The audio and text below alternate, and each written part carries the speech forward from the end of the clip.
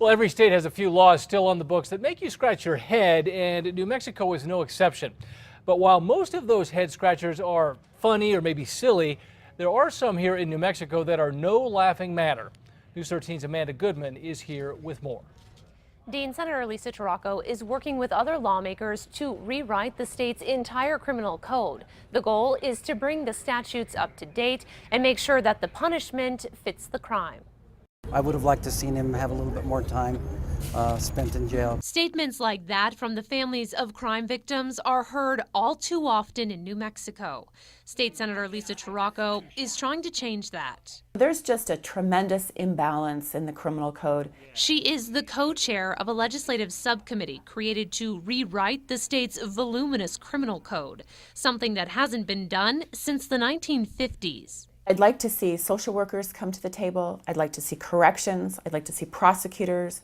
I'd like to see defense attorneys come to the table. And everything is on the table, from increasing penalties for some crimes like murder. If the DA pleads it down, then we're looking at people who commit murder and they're on probation and they're out in 15 years. To reducing penalties or bringing them more in line with the crime. We have a statute that says that spitting on a public building is a crime, and it is punishable by the same amount of jail time as a DWI. Polluting water carries a greater crime than DWI.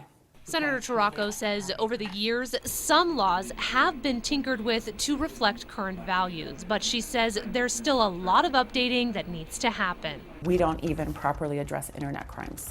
And there's this whole new world of crimes that New Mexico is not even properly addressing. The subcommittee is made up of 4 Democrats and 4 Republicans, and both the Senate and House are represented. But as Senator Tarraco mentioned, the goal is to get input from outside the committee, too. Is everybody going to be happy? I don't know. I hope so.